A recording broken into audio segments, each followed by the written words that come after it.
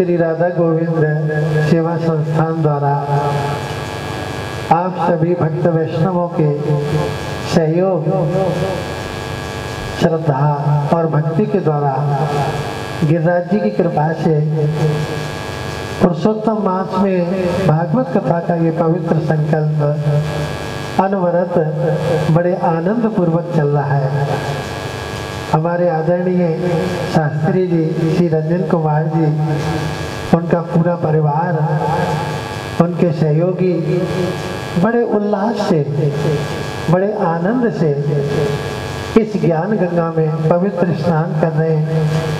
इस भक्ति की गंगा में पवित्र स्नान करके पुरुषोत्तम मास में पुण्य का लाभ ले रहे हैं। कल भागवत जी में ध्रुव जी का चरित्र श्रवण किया। 5 वर्ष की अवस्था में बालक ध्रुव अपने महलों को छोड़कर भगवान के लिए निकल पड़े। यमुना जी के तट पर 6 महीने का कठिन तप किया और वासुदेव के दर्शन हुए। वास्तव में अगर कन्हैया से मिलना है तो ब्रज भूमि में आओ। जब तक ब्रजवास नहीं करोगे, ब्रज की रज में लोट नहीं लगाओगे, तब तक कन्हैया मिलेंगे नहीं। आप सभी वैष्णव ब्रज में आते हैं, यहाँ गिरिराज दर्शन अतिथि भवन सभी वैष्णवों की सेवा के लिए एक बड़ा सुंदर स्थान है। आप कभी भी आइए, आपका स्वागत है। हर तरह से वैष्णवों की सेवा होती है, दीनहीन दुखी जनों की सेवा होती है। वास्तव में ये सब गिरिराज जी की कृपा, आप लोगों का प्रेम, आपके सहयोग से बड़ा सुंदर सेवा प्रकल्प चल रहा है। प्रेमियों, मनु जी महाराज के 2 पुत्र हुए, प्रियव्रत और उत्तानपाद। भागवत जी के 5वें स्कंद में प्रियव्रत महाराज का चरित्र वर्णन किया सुखदेव जी ने परीक्षित महाराज को। प्रियव्रतो भागवत आत्मा राम कथम मुने ग्रहे रमत जन्मूल कर्म बंध पराभव। प्रियव्रत नाम बड़ा प्यारा है, जिनको व्रत प्यारे लगे। व्रत का अर्थ जीवन में कोई संकल्प लेकर आगे बढ़ो। कोई अपने जीवन में अहिंसा का व्रत धारण करता है, कोई सत्य का व्रत धारण करता है। मैं झूठ, कपट और दिखावे से दूर रहूंगा, यथार्थ का जीवन व्यतीत करूंगा। कोई अपने जीवन में मौन व्रत धारण करते हैं। हम जितना मौन रहते हैं, वाद विवाद से बच जाते हैं। व्यर्थ की वाणी की जो शक्ति क्षय होती है, उससे बच जाते हैं। मौनम आत्म विमर्शनम, शास्त्रों में कहा है मौन क्या है? केवल जीव को बंद कर लेना मौन नहीं है। अपनी आत्मा में शांति का अनुभव करना, अपनी इंद्रियों का संतोष होना, इसका नाम मौन है। हमारे मन की वृत्ति जो दौड़ रही है चारों तरफ, उस पर विराम लगाया जाए। हमारी इच्छाएं जो दौड़ रही हैं, हमारी तृष्णाएं जो दौड़ रही हैं, उन पर विराम लगाया जाए। मौन रहकर भगवत चिंतन किया जाए।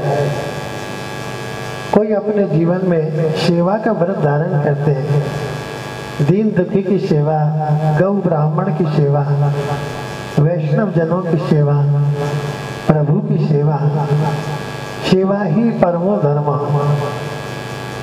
हमारे पुष्टि मार्ग में, सनातन धर्म में एकादशी का व्रत सबसे उत्तम व्रत है। आज भी एकादशी का व्रत है। एकादशी का अर्थ केवल अन्न त्यागना नहीं, वास्तव में एकादशी क्या है? अन्न त्यागना एकादशी के व्रत में सहायक होता है, लेकिन संपूर्ण व्रत नहीं है। 5 ज्ञान इंद्रियां, 5 कर्म इंद्रियां और एक हमारा मन, ये 11 होते हैं, एकादश होते हैं। इन 11 को भगवान की भक्ति में लगाना, मेरी आंख दर्शन करे, मेरी जिह्वा भगवान का नाम उच्चारण करे, मेरे कान भागवत जी की कथा श्रवण करे, मैं अपने पैरों से गिरिराज जी की परिक्रमा लगाऊं, प्रदक्षिणा करूं, हमारा एक एक अंग प्रभु की सेवा में लग जाए, हमारी हर इंद्रिय भगवान की भक्ति में लीन हो जाए, हमारा मन बुद्धि प्रभु के चरणों में लगा रहे, तभी हमारा एकादशी व्रत सफल होता है। अपने जीवन में कोई न कोई व्रत, कोई न कोई संकल्प लेकर आगे बढ़ो, तभी तुम्हारा जीवन धन्य होता है। जिसके जीवन में कोई संकल्प नहीं, कोई व्रत नहीं, कोई लक्ष्य नहीं, कोई दिशा नहीं, उसके जीवन में तो भटकाव ही भटकाव रहता है। वो कहाँ जाएगा, क्या करेगा, कोई पता नहीं है, उसकी क्या गति होगी। श्री कृष्ण एव मतिर्मम, श्री कृष्ण एव गतिर्मम। मेरी मति गोविंद के चरणों में लग जाए तो मेरी गति भी भगवान के चरणों में ही होगी। जहाँ हमारी मति होती है, हमारी गति उधर ही होने लगती है। आज आप लोगों ने अपनी बुद्धि में विचार किया हम गिरिराज जी की परिक्रमा चले, तो आप तैयार हो कि गिरिराज जी के लिए चल पड़ते हो। अभी आपकी मति ये कहे कि आज तो बिहारी जी के दर्शन करेंगे, तो आप वृंदावन की ओर चल देते हो। अभी आपकी मति ये कहे कि आज हमें गौशाला में गायों की सेवा करनी है, तो आप गौशाला की ओर चल देते हैं। तो जहाँ आपकी मति है, आपकी गति भी उधर ही होती है। हम आपसे यही निवेदन करते हैं, अपनी मति को भागवत जी में लगाओ, ठाकुर जी के चरणों में लगाओ, तुम्हें भगवत प्राप्ति अवश्य होगी। ना अत्र संशय, इसमें कोई संशय है ही नहीं। प्रियव्रत महाराज के बेटा हुए आग्नेन्द्र, उनके पुत्र हुए नाभिदेव। नाभिदेव ने एक बार भगवान की तपस्या की, भगवान ने दर्शन दिया, नाभिदेव तुम क्या चाहते हो? नाभिदेव ने कहा भगवान मैं तो आप जैसा पुत्र चाहता हूँ, आप जैसा बेटा चाहता हूँ। चाहत तुम्हें समान सुत प्रभु सन कवन दुराव। भगवान ने कहा भैया मेरे जैसा तो कोई दूसरा है नहीं, अब तो मुझे स्वयं तुम्हारा पुत्र बन के आना पड़ेगा। और नाभिदेव के यहाँ ऋषभदेव के रूप में भगवान अवतरित हुए। भगवान के 24 अवतारों में ऋषभदेव भगवान का नाम आता है, उनकी कथा आती है। जो जैन धर्म को मानते हैं वो ऋषभदेव भगवान की पूजा करते हैं। दुनिया का कोई भी धर्म हो, दुनिया का कोई भी देवता हो, भागवत जी में सबका आदर है। और यही कारण है आज दुनिया के कोने कोने में भागवत जी का भी आदर होता है। हम तो भारत में रहते हैं, भारत तो धर्म प्रधान देश है। देश विदेशों में भी भागवत की कथाएं हो रही है। लोग कहते हैं गुरुदेव पहले तो कभी कभी कहीं कहीं भागवत होती थी, आजकल पता नहीं क्या बात है, दुनिया में बहुत भागवत की कथाएं हो रही हैं, जगह जगह कथाएं हो रही हैं। इसका क्या मतलब है भैया? इसका सीधा साधा एक ही मतलब है कि सारी दुनिया इस बात को जान गई कि हमारा कल्याण इसी से होगा और कोई मार्ग है ही नहीं ठाकुर जी की प्राप्ति का। कृष्ण प्राप्ति करम शाश्वत साधनम तद बदाधुना। ऋषियों ने प्रश्न किया, महाराज हमें कथा मत सुनाओ, कथा का सार सुनाओ, हमें लंबी चौड़ी कहानी मत सुनाओ, हमें तो कृष्ण प्राप्ति का एक सरल सा सीधा सा साधन बताओ। तो ये भागवत की कथा कृष्ण सायुज्य कारिणी, भगवान श्री कृष्ण कन्हैया से मिलाने के लिए इससे बढ़कर कोई साधन नहीं है। भगवान ऋषभ देव के 100 बेटा हुए, अपने 100 बेटाओं को ज्ञान देना शुरू किया, क्योंकि पिता वही धन्य होता है जो अपने संतान को केवल संपत्ति नहीं संस्कार देकर जाए, अच्छी शिक्षा देकर जाए। क्योंकि जहाँ संस्कार है, जहाँ शिक्षा है, वहाँ बहुत कम संपत्ति में भी लोग सुखी रह लेते हैं, और जहाँ संस्कार नहीं होते वहाँ अनाप शनाप संपत्ति है, लेकिन फिर भी कोई ना कोई कष्ट हमें बना रहता है। लोगों का ये मानना है कि पैसे से सुख मिलता है, लेकिन ऐसी बात नहीं। कई बार ये पैसा ही हमारे दुख का कारण बन जाता है, कई बार ये पैसा ही झगड़े की जड़ बन जाती है। इसलिए सो धन धन्य धर्म गति जागे, धन वही धन्य है जिसकी गति धर्म में है। आज आप लोग भागवत कराते हैं, कोई भी दान पुण्य करते हैं, आपका धन धन्य हो जाता है। जब अपने बेटाओं को ज्ञान दिया, 81 बेटा गृहस्थ हो गए, 9 बेटा महात्मा हो गए, 9 योगीश्वर जिन्होंने राजा विदेह को ब्रह्म विद्या का उपदेश किया था, और 10 बेटा राजा हुए, जिनमें भरत नाम के राजा हुए। बोलो भरत जी महाराज की। भरत जी के नाम से हमारे देश का नाम भारत हुआ। इससे पहले हमारे देश का नाम अजनाब देश था। भागवत की कथा हमें भूत भविष्य और वर्तमान तीनों कालों का दर्शन कराती है।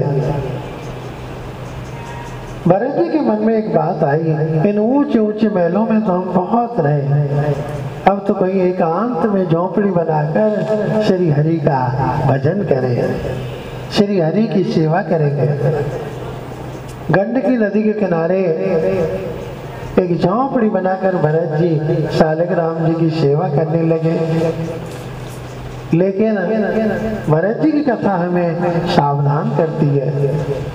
अगर हमारा मन बस में है तो हम घर में भी भगवान को प्राप्त कर लेते हैं, और अगर हमारे मन में संसार की वासनाएं हैं या हमारा मन दुनिया में कहीं भी भटका हुआ है, तो जंगल में जॉब करने के बाद भी किसी न किसी रूप से माया हमें लपेट लेती है। एक हिरण के बच्चे को पालतू बनाया भरत जी ने, और जो मन भगवान की सेवा में लगना चाहिए था, वो मन हिरण की देखभाल में लगने लगा। एक दिन हिरण का बच्चा थोड़ा सा बड़ा हुआ, झोंपड़ी छोड़कर खेलता हुआ दूर चला गया। भरत जी नदी में स्नान करके आए। जब झोंपड़ी में हिरण को बच्चा दिखाई नहीं दिया, वह की याद में बहुत दुखी हुए और इतना रोए कि रोते रोते उनके प्राण पखेरु उड़ गए। अंतमति सोगति। गीता में भगवान कहते हैं, यम यम वापी स्मरण भावम त्यजन चलते कलेवरम तम तमे वेति कौन्तेय सदा तद भाव भावित। जो जिसका सुमिरन करता हुआ प्राण त्यागता है, उसे ऐसा ही जन्म मिलता है, ऐसी योनि मिलती है। हिरण की याद में प्राण छूटे, इनको हिरण बनना पड़ा। बोलो कि राज धरण की। जब मृग शरीर प्राप्त हुआ तो बड़ा पश्चाताप हुआ। अहो भ्रष्टो हम, अरे मैंने अपने बच्चों को छोड़ा और हिरण के बच्चे में आसक्ति हुई, मुझसे बड़ा मूर्ख कौन होगा। अब की बार एक नदी के जल में प्राण त्यागे। फिर इनको एक ब्राह्मण के घर में जन्म मिला। बोलो जय श्री कृष्ण। ब्राह्मण के घर में जन्म लेकर जानबूझकर मौन रहते थे, किसी से बोलना नहीं, किसी के पास बैठना नहीं, क्योंकि अगर मैं किसी के पास बैठूंगा, किसी से बात करूंगा, तो या तो किसी से प्रेम बढ़ेगा और या किसी से झगड़ा होगा। और साधक के लिए ये दोनों ही बातें दुखदायी है। अगर किसी से प्रेम हो जाएगा तो मोह पैदा होगा, उसी की याद आएगी, कन्हैया की याद नहीं आएगी। यदि किसी से झगड़ा हो जाएगा तो वो परेशान करता रहेगा, भजन करने नहीं देगा। इसलिए सबसे अलग रहते थे। कछु लेना न देना मगन रहना, कछु लेना न देना मगन रहना, कछु लेना न देना। पांच तत्व का बना पिंजरा, पांच तत्व का ये बना पिंजरा। या मैं बोले मेरी मैना, कछु लेना न देना मगन रहना, कछु लेना न देना।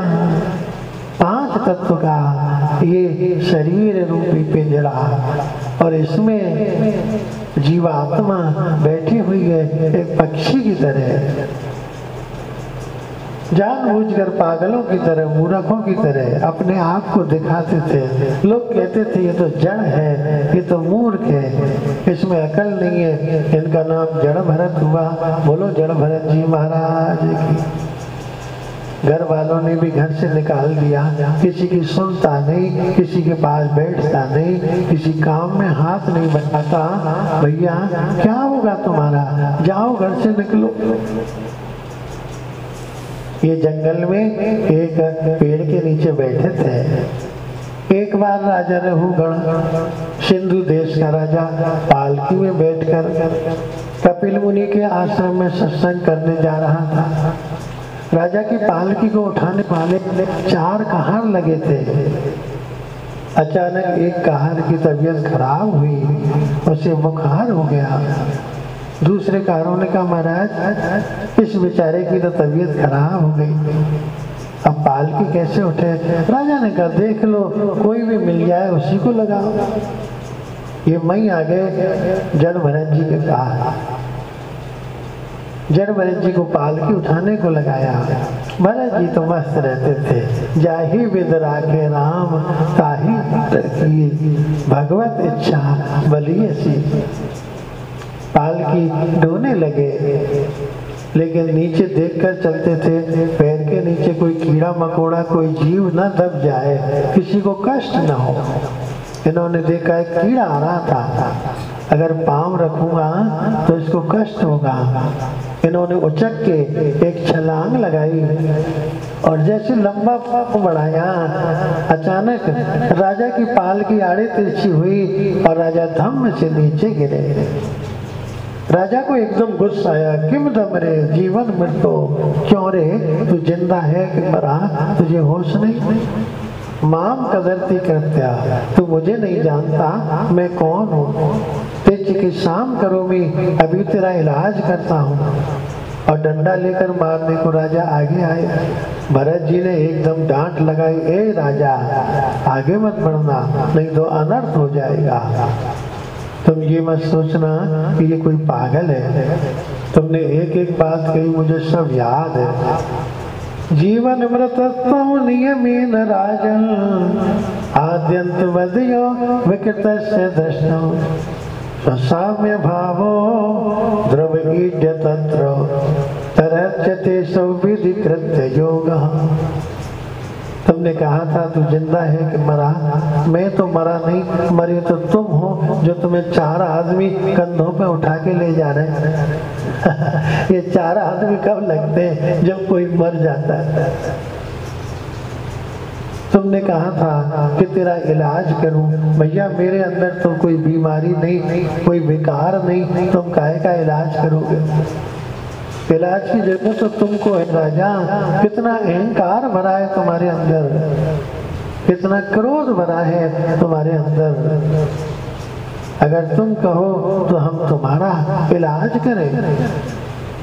राजा घबराया, ये तो कोई ज्ञानी मालूम देता है। राजा तुमने कहा था कि तू मुझे नहीं जानता, मैं इस देश का राजा हूँ। ये तुम्हारी बहुत बड़ी भूल है। तुम काहे के राजा हो? राजा कौन होता है? जिसकी आज्ञा चलती है, जिसका कहा हुआ पूरा होता है, वो राजा होता है।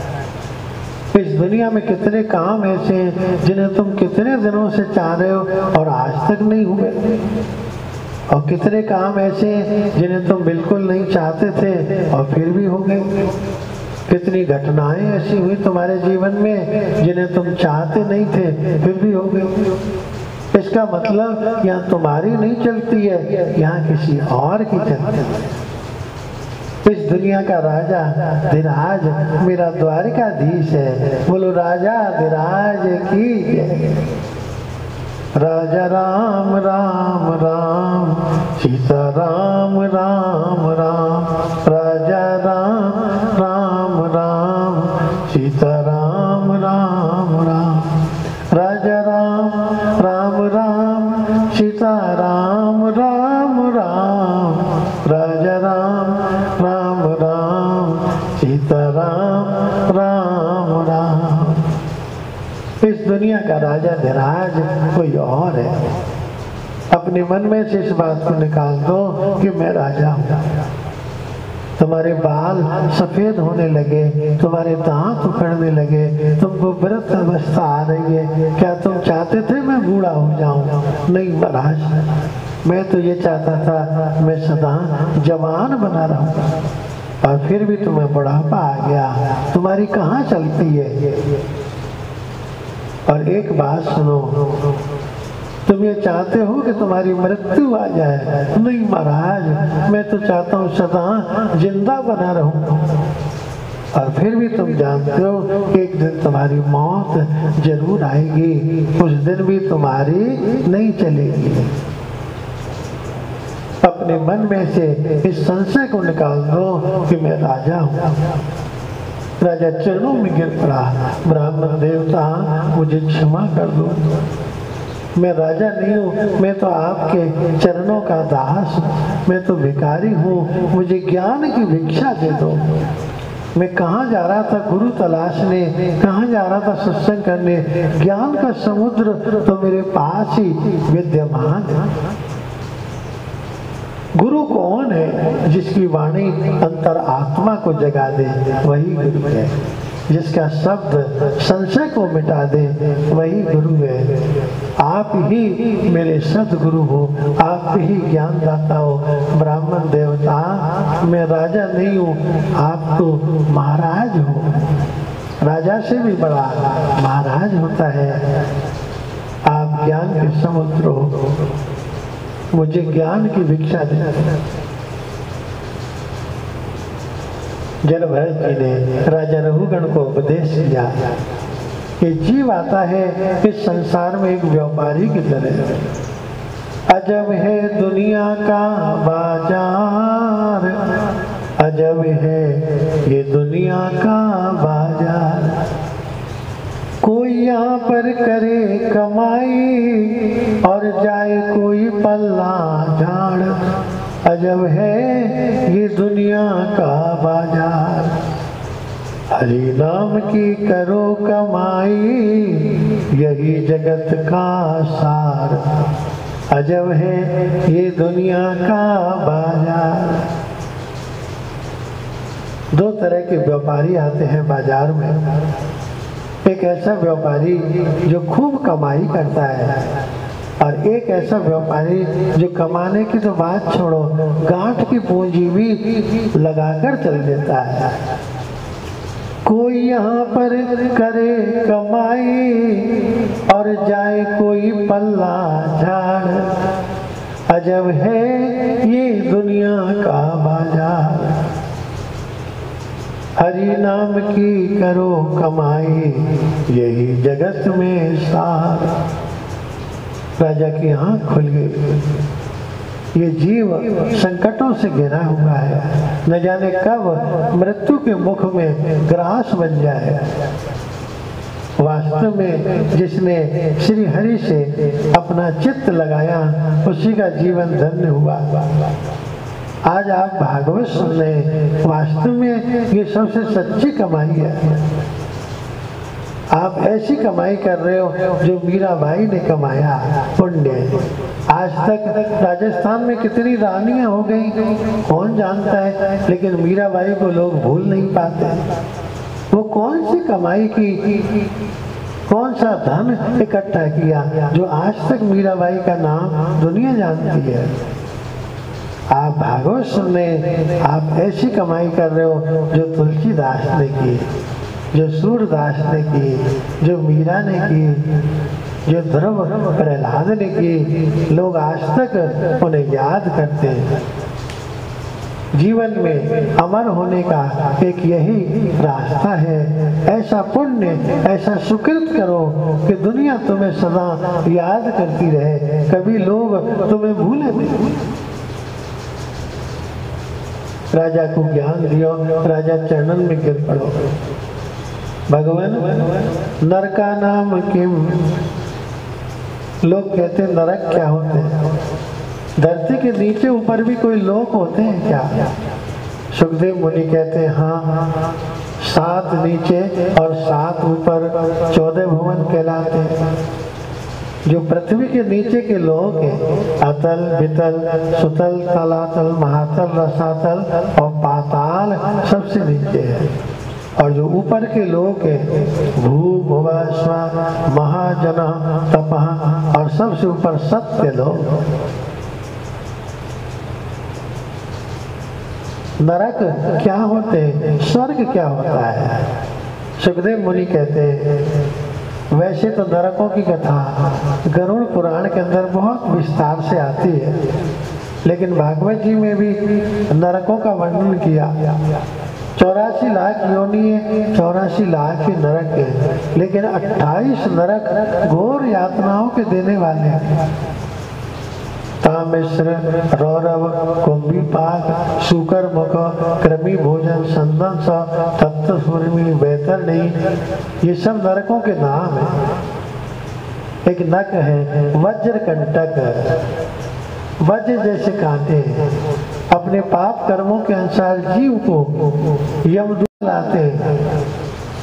ये चीखता है, चिल्लाता है, मेरे पाँव में कांटे लगे, कोई चरण पादुका है क्या पहनने को?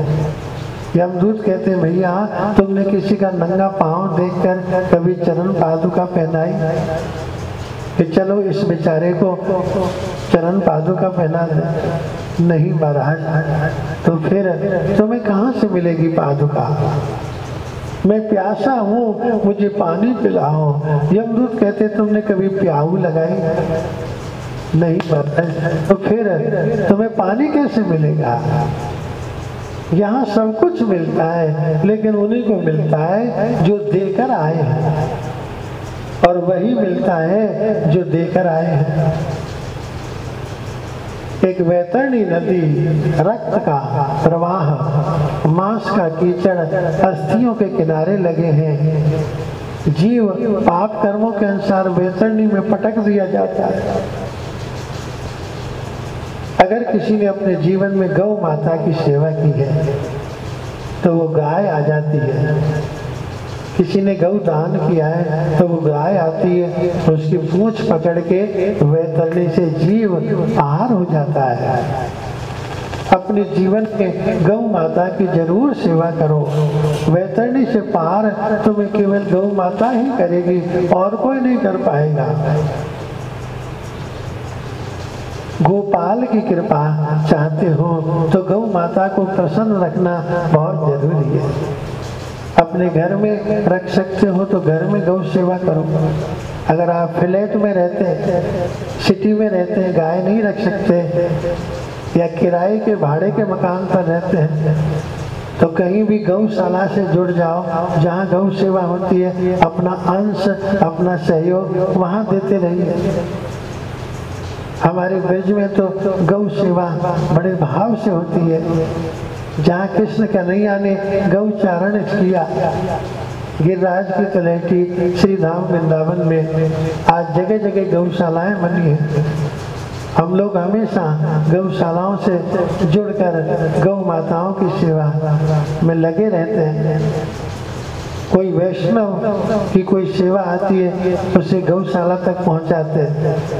तो किसी भी तरह हमारी सेवा गौ माता तक पहुंच जाए। वास्तव में भव सागर से पार, वैतरणी से पार लगाती है गौ माता। 6 शास्त्र और वेद में बात बताई दो, सुख दिए सुख मिलत है, दुख दिए दुख होए। अष्टादश पुराणेषु व्यासस्य वचनद्वयम् परोपकार पुण्याय पापाय परपीडनम्। 18 पुराणों में वेद व्यास जी ने बाद में 2 बात बताई। अगर कोई 18 पुराण ना पढ़ सके, इतना अध्ययन ना कर सके, तो इन 2 बातों पर गौर करे, उसका जीवन धन्य हो जाएगा। अगर चाहते हो कि मैं अपने जीवन में कोई पुण्य कमाऊं, तो किसी के काम आना सीखो, पर उपकार पुण्य है। और अगर चाहते हो कि मेरे जीवन में पाप इकट्ठा हो जाए, तो पापायो परपीडनम, दूसरे को कष्ट पहुंचाना, इससे बड़ा कोई पाप नहीं। किसी के काम आना सीखो, ये पुण्य है। किसी के काम बिगाड़ना की कोशिश करो, बिगाड़ना सीखो, ये पाप है। नहीं चाहिए दिल दुखाना किसी का, नहीं चाहिए दिल दुखाना किसी का, सदा ना रहेगा जमाना किसी का, नहीं चाहिए दिल दुखाना किसी का। पापायो परपीडनम्। भागवत की कथा यही कहती है, मन वाणी कर्म से किसी को कष्ट ना पहुंचे, ये बहुत बड़ा यज्ञ है, सबसे बड़ा पुण्य है। सुबह सुबह भगवान की प्रार्थना करो, हे गोविंद, हे माधव, हे गोवर्धन नाथ जी, आज का दिन मेरा किसी के काम में आ जाए, आज मैं किसी दीन दुखी के काम आ सकूं, ऐसा आशीर्वाद दो, मेरा दिन सफल हो जाए। जिस दिन तुम किसी की सेवा नहीं कर पाए, जिस दिन गौ सेवा नहीं कर पाए, जिस दिन प्रभु के दर्शन नहीं कर पाए, उस दिन पश्चाताप करो। आज का मेरा दिन बड़ा खराब रहा, न मंदिर जा सका, न गौ माता की सेवा कर पाया, न माँ बाप का आशीर्वाद ले पाया। गोविंद, ऐसा बुरा दिन मेरे जीवन में अब ना आए। दिन वही धन्य है जिस दिन हम कोई सुकृत करते हैं, दिन वही बुरा है जिस दिन हम कोई अच्छा काम कर नहीं पाते। सुख दिए सुख मिलत है, दुख दिए दुख हो। राजा कांपने लगे। गुरुदेव, कितने पाप ऐसे होते जिन्हें हम जानबूझ के करते हैं, और कितने पाप ऐसे होते जिनका हमें पता भी नहीं चलता और पाप बन जाते हैं। दृष्टः सुताभ्याम यत् पापं जानन्नप्यात्मनोहितं करोति भूयो विवशः प्रायश्चित्तम् अथो कथम्। अगर किसी भी तरह पाप बन जाए तो पापों से मुक्त होने का साधन क्या है? सुखदेव मुनि कहते हैं, पापों से मुक्त होने के लिए कोई तीर्थों की यात्रा करता है, कोई दान पुण्य करते हैं, कोई पापों से मुक्त होने के लिए मौन रहते हैं, कोई अपने आप को दंड देते हैं। लेकिन सबसे अच्छा तरीका है भगवान का नाम लेना। जो भगवान का नाम लेता है, हरि का कीर्तन करता है, उसके समस्त पाप नष्ट हो जाते हैं। महाराज, आज तक किसी के पाप मिट गए क्या नाम लेने से? तो भागवत जी के छठे स्कंद में अजामिल की कथा का स्मरण कराया। कान्य कुब्जे ध्वजे कश्चित दासी पति अजामिलो, नामना नष्ट सदाचारो दास्या संसर्ग दूषिता। एक कन्नौज में अजामिल नाम का ब्राह्मण था। एक बार उसने अपनी आंखों से बुराई को देखा। जैसे आंखों से बुराई को देखा, उसका मन बुद्धि बिगड़ गया और वो पतित हो गया। उसके जीवन में व्यसन लग गए। मदिरा पान करना, राहगीरों को, जीव जंतुओं को मारना खाना उसकी आदत बन गई। वेश्यागामी हो गया। सब नगरवासी बहुत दुखी रहते थे, हमारे ब्राह्मण समाज में ये कहाँ से पैदा हो गया, हमें भी नीचा देखना पड़ता है। लोग कहते हैं देखो भैया ब्राह्मण कैसे हो गए। लेकिन जब भगवान की कृपा होती है तो कैसे होती है कोई समझ नहीं पाता। एक बार कुछ संत महात्मा तीर्थ यात्रा करते हुए गांव में आए। कुछ लोगों ने कहा बाबा आप तो दुनिया का कल्याण करते हैं, हमारे यहाँ एक बहुत बड़ा पापी है, क्या आप उसका उद्धार कर सकते हो? संतों ने कहा हाँ भैया, अगर वो भगवान का नाम लेना शुरू करे तो उसके पाप मिट जाएंगे और उद्धार हो जाएगा। महाराज जी तो समस्या है, वो भगवान का नाम नहीं लेता,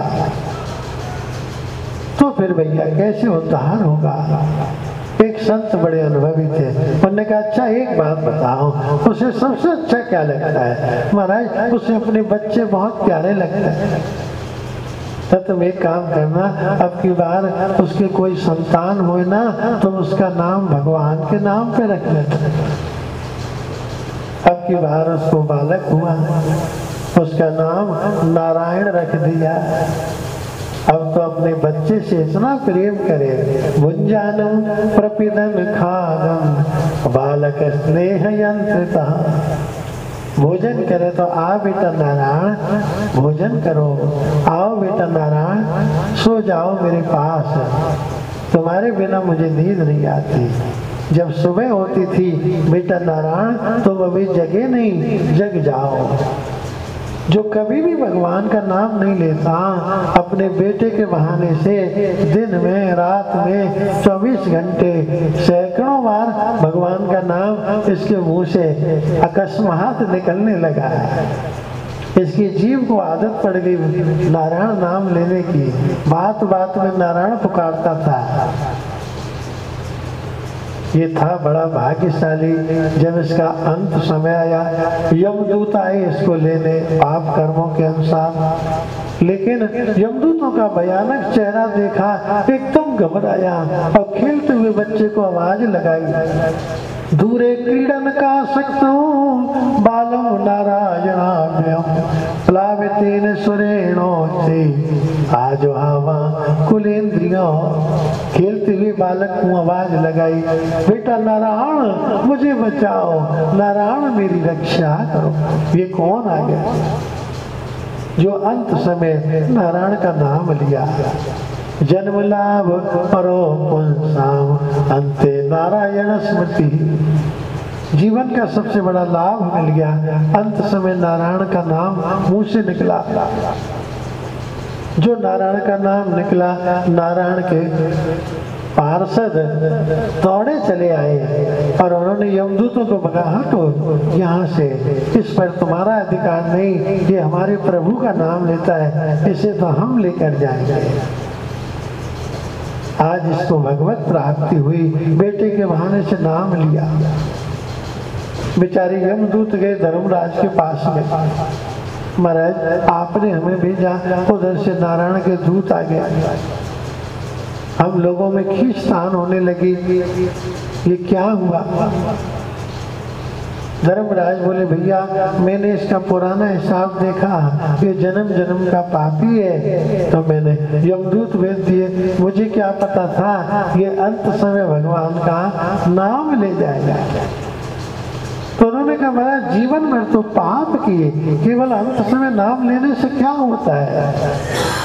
उन्होंने कहा देखो, एक आदमी ने झोंपड़ी बनाई थी रहने के लिए, गरीब किसान, 1 महीना लग गया बेचारे को, घास फूस इकट्ठा किया, बड़ी मेहनत से झोंपड़ी बनाई, लेकिन जब रहने का दिन आया अचानक एक आँच का पतंगा लग गया और जिसको बनाने में 1 महीना लगे उस झोंपड़ी को जलने में 1 मिनट भी नहीं लगी। बोलो राधे राधे।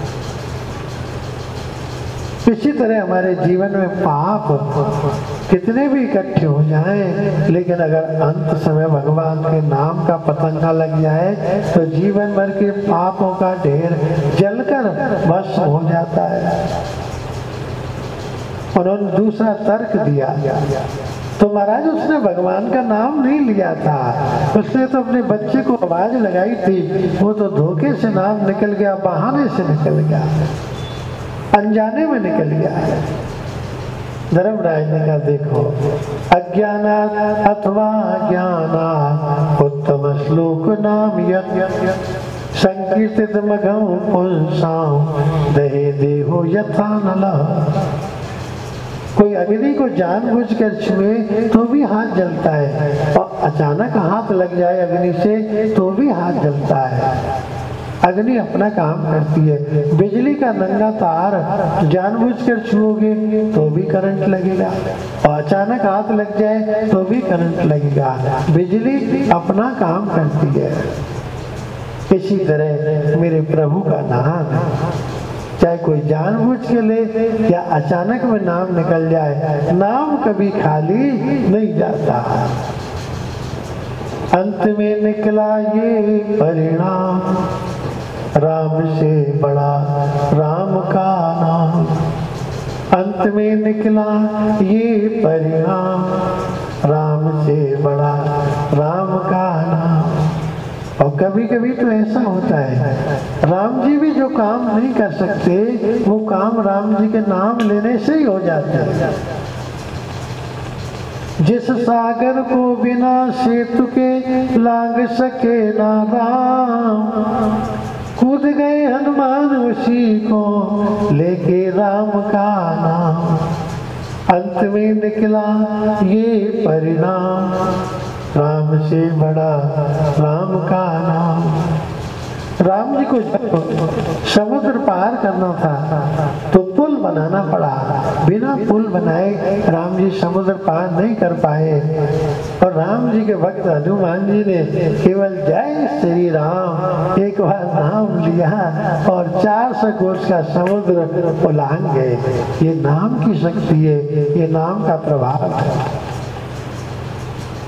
आप लोग भगवान का नाम लेने की आदत डालो।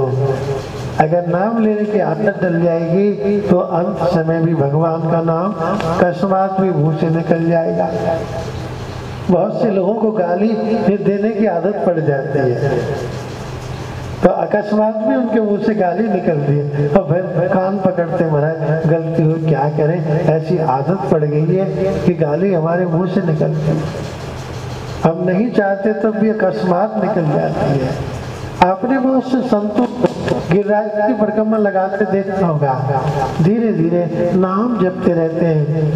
गिरिराज धरन प्रभु तेरी शरण, गिरिराज धरन प्रभु तेरी शरण, श्री कृष्ण शरणम मम, ओम नमो भगवते वासुदेवाय, ओम क्लीं कृष्णाय गोविंदाय, गोपी जन वल्लभाय नमः। ऐसे प्रभु का नाम लेते लेते चलते रहते हैं। कितने संतों को रात के समय नींद आ जाती है और नींद में भी उनके होठ चलते रहते हैं और नींद में भी उनके मुंह से नाम जप चलता रहता है। श्वास श्वास में कृष्ण भज, वृथा श्वास मत खोए, को जाने या श्वास को फिर आवन होए न होए।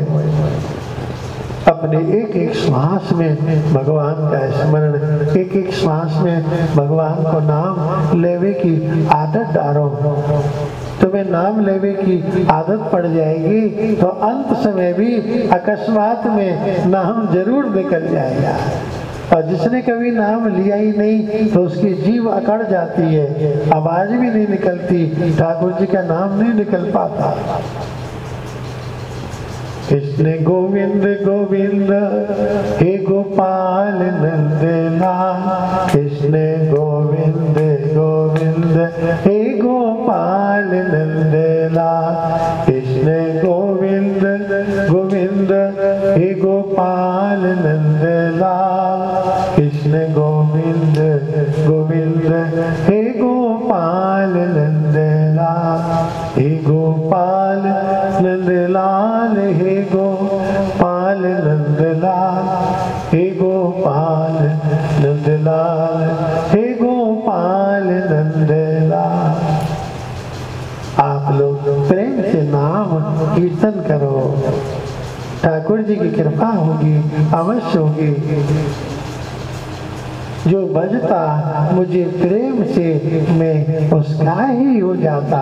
भगवान कहते हैं जो प्रेम से मुझे भजता है मैं उसी का हो जाता। नाम की महिमा अनंत है। नाम लेने वाला तो कोई भी हो, अगर कोई राक्षस भी, कोई असुर भी भगवान का नाम लेता है उसे भी भगवत धाम की प्राप्ति होती है। इंसानों की तो बात छोड़ो, क्या महाराज किसी असुर को भी नाम लेने से भगवान मिल गए। भागवत जी के 6ठे स्कंद में वृत्रासुर की कथा आती है। जिस समय देवताओं ने अपने गुरुदेव बृहस्पति जी का अपमान किया और नए गुरु बनाए विश्वरूप, उनसे यज्ञ कराया, लेकिन विश्वरूप से कपट यज्ञ किया और कपट में आहुतियों के उच्चारण में अशुद्धि करके इंद्र शत्रु विवर्धस्व मां चिरम जही विद्युषम। होना ये चाहिए था कि ऐसा वीर योद्धा पैदा हो जो इंद्र के को मारे, लेकिन अर्थ ये निकला कि ऐसा वीर पैदा हो जो इंद्र के द्वारा मरे। जिस समय ये यज्ञ कराया तो वहां पर वृत्रासुर नाम का एक महादैत्य प्रकट हुआ, असुर, जिसके पराक्रम, जिसके अत्याचारों से देवता दुखी हो गए। कहाँ जाए, किसकी शरण में जाए। ब्रह्मा जी की शरण में गए। ब्रह्मा जी बोले भैया गुरुद्रोही की सहायता मैं नहीं करता। भगवान शिव की शरण में गए। भगवान शिव ने कहा जो गुरु की अवज्ञा करे उसे मैं आशीर्वाद नहीं देता। बोलो गुरुदेव भगवान की। नारायण की शरण में आए। नारायण ने कहा जो गुरुद्रोही है उसकी सहायता तो मैं भी नहीं कर सकता। अब कौन सहायता करेगा। 3 देवता विवश हो गए। अब तो यदि कोई संत तुम्हारे ऊपर दया करे तो तुम्हारा कष्ट दूर हो। महात्मा दधीची की शरण में जाओ। यदि वो अपनी अस्थियां निकाल कर दें तो उनसे वज्र निर्माण होगा और उसी वजह से वृत्रासुर का अंत हो सकता है। वहाँ सोचने की बात है। कौन अपनी अस्थियां निकाल के देता है, लेकिन धन्य है महात्मा दधीची जिन्होंने सहज भाव से अपनी अस्थियां देवताओं को अर्पण कर दी। उन अस्थियों से वज्र का निर्माण हुआ और उस वज्र को लेकर जब इंद्र युद्ध करने आया वृत्रासुर के समक्ष तो वृत्रासुर जान गया इंद्र आज तुम अपनी ताकत से लड़ने नहीं आए हो, एक संत का आशीर्वाद तुम्हारे साथ है और मैं जानता हूँ संत की तपस्या के आगे मेरा बल नहीं चलेगा। मेरे जीवन का अंत समय अब आने वाला है। थोड़ी देर लड़ाई बंद करो, मुझे भगवत स्मरण करने दो। और युद्ध के मैदान में वृत्तासुर ने आसन लगाया और 4 श्लोकों में वृत्तासुर चतुश्लोकी कहते हैं, ऐसी स्तुति की, ऐसा भाव प्रकट किया कि जो कौन करेगा। अहम हरे तव पादैक मूल दासानुदासो भवितास्मि भूयः मनस्मरेतांशुपते गुणास्ते गृहीत्वा कर्म करोतु कायो ननाक पृष्ठं न च पारमेष्ठं न सार्वभौमं न रसाधिपत्यं न योग सिद्धि अपुनर्भवं वा समंजसत्वा विरहय्यकांक्षे। भगवान जैसे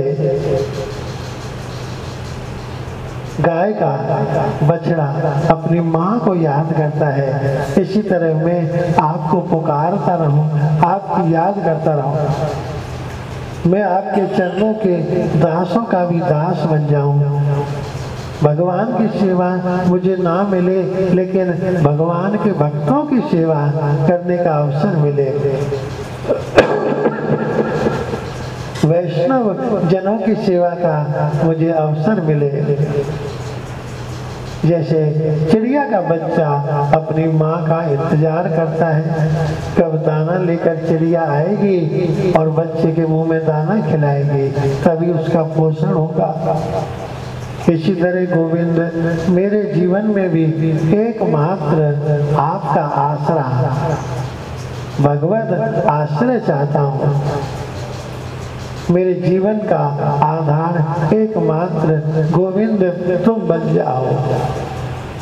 गोपाल सहारा तेरा है, नंदलाल सहारा तेरा है, तू मेरा है मैं तेरा हूँ, मैं तेरा हूँ तू मेरा है, नंदलाल सहारा तेरा है, गोपाल सहारा तेरा है, मेरा और सहारा कोई नहीं, मेरा और सहारा कोई नहीं, गोपाल सहारा तेरा है, नंदलाल सहारा तेरा है। तुम्हारी यादों में रोता रहूं कन्हैया, गोविंद तुम मुझे दर्शन मत देना, क्योंकि अगर दर्शन हो जाएंगे तो फिर तुम्हारी याद नहीं करूंगा। जो आनंद का अनुभव मुझे तुम्हारी यादों में होता है, वो तुम्हारे प्रत्यक्ष दर्शन में नहीं होता। हे माधव, हे मधुसूदन, तेरी याद आती रहे, मेरी आंखों से आंसू बहते रहे, मैं और कुछ भी नहीं चाहता। जब इस तरह से वृत्तासुर ने प्रार्थना करी है, अर्जुन वहां पे इंद्र से कहा, इंद्र ये वज्र उठाओ और मेरे मस्तक पर प्रहार करो, क्योंकि इससे अच्छा प्राण त्यागने का कोई समय नहीं आएगा। आज मेरा मन बुद्धि भगवान के चरणों में लगा है। इंद्र ने प्रणाम किया वृत्तासुर को, धन्य वृत्तासुर मेरे शत्रु, तुम कितने महान हो। जीवन के अंत समय में तुम असुर होकर भी भगवान से लगन लगा रहे हो। मैं कैसे वज्र छोड़ूं, तुम्हारी भक्ति देखकर तो तुम्हें प्रणाम करने का जी होता है। वास्तव में जीवन जियो तो ऐसा जीवन जियो कि तुम्हारे दुश्मन भी तुम्हारा वंदन कर उठे। अपने जीवन को इतना महान बनाओ कि तुम्हारे शत्रु भी तुम्हारा अभिवादन कर उठे। वृत्तासुर की भक्ति, वृत्तासुर की महानता देखकर इंद्र मन ही मन प्रणाम कर रहा है। वज्र उठाकर जो प्रहार किया, वृत्तासुर के शरीर से एक दिव्य ज्योति प्रकट हुई जो भगवान के धाम को जा रही।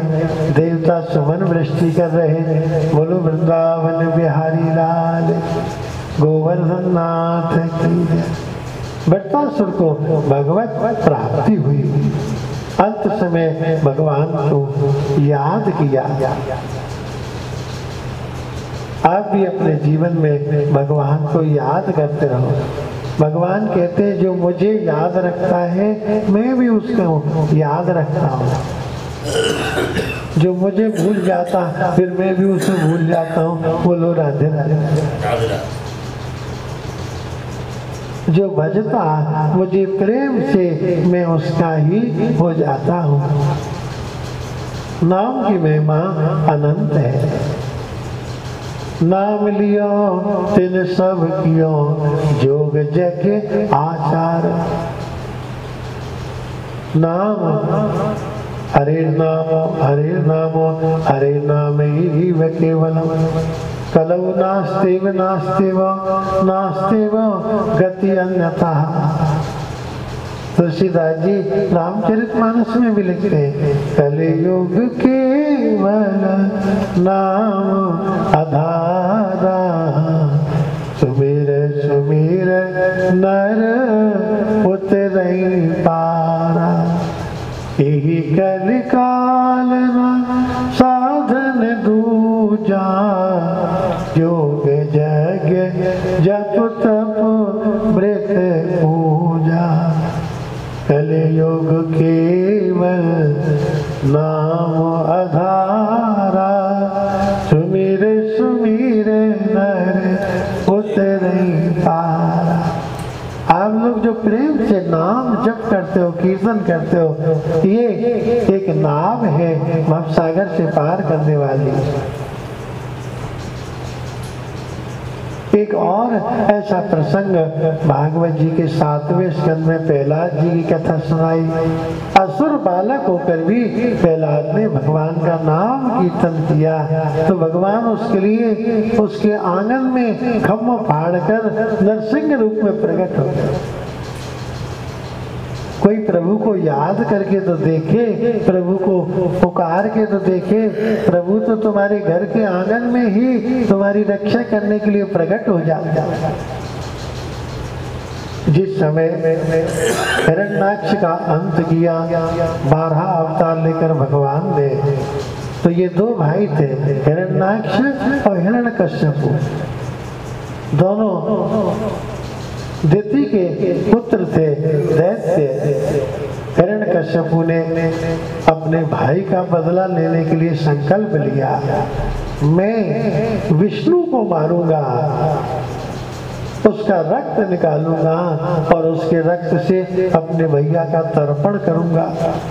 जब तक विष्णु का अंत नहीं कर दूंगा, उसका रक्त नहीं निकालूंगा, तब तक अपने भैया का तर्पण नहीं करूंगा।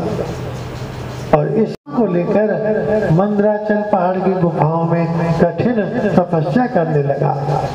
सतेते मंदरो द्रोण्याम तपो परम दारुणः ऊर्ध्वबाहु नमो दृष्टि पादांगुष्ठा श्रुतावनी। अपने पैर के अंगूठों पर खड़ा होकर कठिन तपस्या कर रहा है। सारा शरीर सूख सूख के कांटा हो गया, अस्थि पंजर हो गया। इतनी कठिन तपस्या, केवल प्राण मात्र शेष रहे। यहाँ पर एक बात ध्यान देने की है। देखिए कठिन तपस्या करना बड़ी बात नहीं है। कितने राक्षसों ने बड़ी कठिन तपस्या की, लेकिन अपने मन की वृत्ति को सुधार लेना ये बहुत बड़ी बात है। इतनी तपस्या करने के बाद भी अपने मन की कुटिल वृत्ति को त्याग नहीं पा रहे हैं। ये तपस्या किस लिए कर रहे हैं? मैं विष्णु को मारूंगा, उसका रक्त निकालूंगा, फिर भैया का तर्पण करूंगा। जिसने अपने जीवन में बैर और ईर्ष्या को समाप्त कर लिया, समझो उससे बड़ा कोई तपस्वी नहीं है। बड़े बड़े तपस्वी भी बैर और ईर्ष्या को नहीं त्याग पाते। अपनी कुटिलता को नहीं त्याग पाते। जिसका हृदय निर्मल हो गया, जिसका हृदय सरल हो गया, समझो उसने बहुत बड़ी तपस्या की। भागवत की कथा सुनकर हमारा हृदय निर्मल होने लगता है, हमारी कुटिलता निकल जाती है और सहजता, सरलता हमारे जीवन में आने लगती है। ब्रह्मा जी प्रसन्न हुए। ब्रह्मा जी ने कहा उत्तिष्ठ उत्तिष्ठ बेटा, उठो वरदान मांगो। इसने कहा महाराज ऐसा वरदान दे दो मैं कभी ना मरूं। ब्रह्मा जी बोले भैया जो हमारे पास नहीं वो हम तुम्हें कहाँ से दे दें। एक ऐसा समय आता है जब सृष्टि का लय होता है तो हम भी नहीं रहते। हाँ, अगर तुम्हें किसी से बैर है, किसी से भय है तो बताओ। तो महाराज फिर दूसरा वरदान ये दे दो, किसी मनुष्य के द्वारा मेरी मृत्यु ना हो, किसी जानवर के द्वारा भी मैं ना मरूं, किसी हथियार के द्वारा भी मेरी मृत्यु ना हो, ना अंतर वही, घर के भीतर भी ना मरूं, घर से बाहर भी ना मरूं, न दिन में मरूं न रात में मरूं। बोलो जैसे ब्रह्मा जी बोले ये तो बड़ा चालाक है, कितने वरदान मांग रहा है और सबका मतलब एक ही है कि मैं ना मरूं। शास्त्र कहते हैं न कर्तार्थानां मरणं भयम्, जो सत्कर्म करते हैं, जो भगवत भक्त होते हैं उन्हें कभी मृत्यु का भय नहीं होता। वो हमेशा एक ही बात से डरते हैं कि मेरे जीवन में कोई मुझसे अनर्थ न हो जाए, कोई बुरा काम मुझसे न हो जाए। वो हमेशा यही प्रार्थना करते, भगवान असतो मां सद्गमय, मुझे असत कार्यों से हटाकर सत कार्यों में प्रवृत्त करो। मैं असत मार्ग को त्याग कर सन मार्ग का अनुसरण करूं। तमसो मां ज्योतिर्गमय, हे परम पिता परमात्मा मुझे अंधकार से निकालकर ज्योति प्रकाश के मार्ग पर ले जाओ। मृत्युर्मा अमृतम गमय, मृत्यु के भय से मुक्त करके मुझे अमरता प्रदान करो। मैं दिव्य कर्म करूं, मैं सत्कर्म करूं। मृत्यु का भय हमेशा पापियों को होता है, क्योंकि वो जानते हैं कि मेरा पाप इतना बढ़ गया कहीं मैं आज ही न मर जाऊं। और जो पुण्यात्मा होते हैं वो कभी मृत्यु का भय नहीं करते। आज भी अगर मेरी मृत्यु आ जाए तो मैं कितना सौभाग्यशाली हूँ, गिरिराज जी के चरणों में बैठा हूँ, भागवत की कथा में बैठा हूँ, प्रभु का नाम ले रहा हूँ, मुझे मृत्यु से क्या भय। मैं तो कहता हूँ मृत्यु आनी है तो आज ही आए, इससे अच्छा मौका कब आएगा। न कर्तार्थानां मरणं भयम्। राजा परीक्षित धन्य हो गए, भागवत सुनते सुनते प्राण त्याग गया। कितने राजा मर जाते हैं कौन जानता है, लेकिन राजा परीक्षित को सारी दुनिया आज तक याद करती है। इसको यही डर लग रहा है कहीं मैं मर न जाऊं। आपने 12 महीने बनाए हैं ना, 12 महीनों में से एक भी महीने में ना मरूं। ब्रह्मा जी बोले ये तो बड़ा चालाक है, हर तरफ इंतजाम कर रहा है। ब्रह्मा जी बोले बेटा तू मरेगा जरूर, चाहे 12 महीनों से लग 13 माह अधिक मास विशेष बनाया जाए, पर तू मरेगा जरूर। इसको मारने के लिए तो अधिक मास बना था, क्योंकि 12 महीने के तो वरदान ले चुका था। अब इसकी मृत्यु कैसे हो, तो भगवान ने सोचा मैं अपनी शक्ति से एक विशेष अधिक मास पुरुषोत्तम मास तैयार करूं, जिसमें इसका अंत करूंगा। तो भगवान ने अपना ही रूप एक महीने के अंदर प्रकट किया, विशेष पुरुषोत्तम मास। कल कुछ भक्त पूछ रहे थे महाराज जी पुरुषोत्तम का अर्थ क्या है। पुरुषोत्तम भगवान का ही नाम है। प्रभु श्री राम जी को हम क्या कहते हैं, मर्यादा पुरुषोत्तम। केवल भगवान के लिए ही पुरुषोत्तम शब्द प्रयुक्त होता है। कृष्ण कन्हैया को कहते हैं लीला पुरुषोत्तम, पुष्टि पुरुषोत्तम। तो पुरुषोत्तम शब्द केवल ठाकुर जी के लिए प्रयुक्त होता है और किसी के लिए नहीं है। तो ये पुरुषोत्तम मास ये भगवान का ही स्वरूप है। भगवान ने अपनी विशेष शक्ति से इसे प्रकट किया था। 12 महीनों से अलावा विशेष है, इसीलिए उत्तम मास है ये पुरुषोत्तम। इसमें उत्तम कर्म करो। अधिक मास में क्या करें? अधिक मास में अधिक से अधिक भगवान का नाम जप करो। अधिक मास में अधिक दान पुण्य करो। अधिक मास में अधिक गिरिराज जी की परिक्रमा लगाओ। अधिक मास में अधिक से अधिक सत्संग करो। अधिक मास में अधिक से अधिक दीन दुखियों की सेवा करो। अधिक मास में अधिक से अधिक गौ माताओं की सेवा करो। अधिक से अधिक दान पुण्य करो। अधिक से अधिक भागवत कथा श्रवण करो। अधिक मास और किसी महीने में अगर भागवत सुनते हैं तो एक भागवत सुनते हैं तो एक भागवत का फल मिलता है। और अधिक मास में एक भागवत की कथा सुनेंगे तो कम से कम 100 भागवतों का फल प्राप्त होता है। जितना करते हैं उतना ही फल मिलता है दूसरे महीनों में। और अधिक मास में हम जितना करते हैं उसका 100 गुना 1000 गुना ज्यादा से ज्यादा अधिक से अधिक फल प्राप्त होता है। अधिकस्य अधिकम फलम। हमारे ऋषि मुनि हमारे शास्त्र कहते हैं कि अधिक का मास अधिक फल देने वाला है। तो ये विशेष पर्व है। आप लोग भागवत सुन रहे अधिक मास में, आपसे ज्यादा सौभाग्यशाली कोई नहीं है। आज हम भागवत की कथा का आनंद रस पान कर रहे हैं। हमसे ज्यादा कौन भाग्यशाली होगा? प्रभु ने जो कृपा की हमारे ऊपर, गोवर्धन नाथ जी ने जो कृपा की, हम किन शब्दों में इसका बखान करें? गोविंद कैसे धन्यवाद प्रकट कर। अब हिरण्यकश्यप को वरदान मिले, मन में सोचा मेरा कोई अब क्या बिगाड़ेगा। दिन रात भीतर बाहर मनुष्य जानवर सबसे सुरक्षित हो गया। अब तो जो मर्जी आएगी सो करूंगा। और इसने अधर्म बढ़ाना शुरू किया। कोई भी भगवान का नाम नहीं लेगा, कोई भी कीर्तन नहीं करेगा, कोई भी कथा कीर्तन सत्संग कुछ नहीं होगा। दुनिया में तो इंतजाम कर रहा था कि भगवान का नाम ना हो, लेकिन अपने ही घर में एक ऐसा बालक हुआ प्रहलाद नाम का, जो 24 घंटे भगवान का नाम लेता है। बोलो प्रहलाद जी महाराज। श्री कृष्ण गोविंद हरे मुरारे, हे नाथ नारायण वासुदेवा।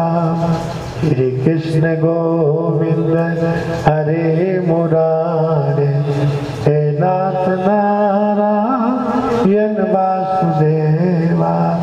हे नाथ नारायण वासुदेवा, हे नाथ नारायण वासुदेवा।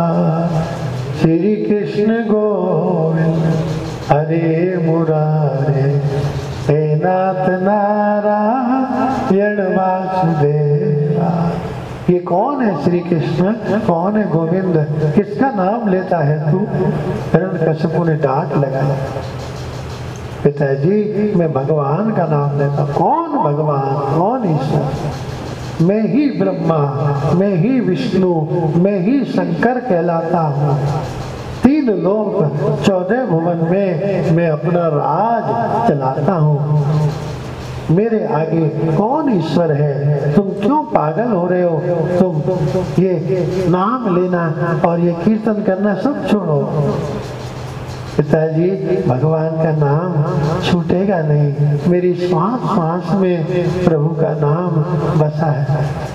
अरे लगता है इसको किसी ने बहका दिया, ले जाओ इसको संडा मर्क गुरु के यहाँ असुर विद्याओं का अध्ययन कराओ। जब ये असुर विद्या सीख जाएगा तो ये सब छोड़ देगा।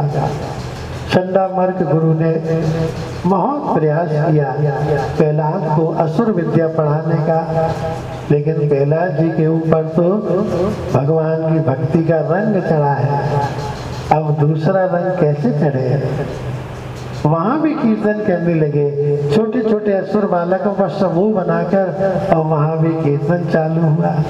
गोविंद मेरो है, गोपाल मेरो है, गोविंद मेरो है, गोपाल मेरो है, श्री बांके बिहारी नंदलाल मेरो है, श्री बांके बिहारी नंदलाल मेरो है, गोविंद मेरो है, गोपाल मेरो है।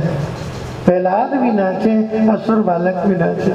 संडा मर्क गुरु ने कहा, प्रहलाद तुम भगवान का नाम नहीं छोड़ोगे, अब हम तुम्हें क्या पढ़ाएं भैया, तुम तो सब विद्या पढ़े पढ़ाए हो। सच्चाई तो ये है कि हम भी जानते हैं कि भगवान का नाम ही जीवन का सार है, और तुम्हारे पिता के भय की वजह से हम ये बात कह नहीं सकते। और भगवान की भक्ति तुम्हारे भीतर है तो अब हम तुम्हें क्या पढ़ाएं। पहला वहां से चल दिए। हिरण्यकश्यप ने बड़े प्यार से गोद में बिठाया। काले नेता मता युष्मन यद शिक्षित गुरुर भवा। बताओ प्रहलाद, आज तक तुमने क्या पढ़ा? पिताजी मैंने 9 क्लास पास किया है। 9 क्लास। एक श्लोक में 9 प्रकार की भक्ति को वर्णन किया। श्रवणम कीर्तनम विष्णु स्मरणम पाद सेवनम अर्चनम वंदनम दास्यम सख्यम आत्मनिवेदनम।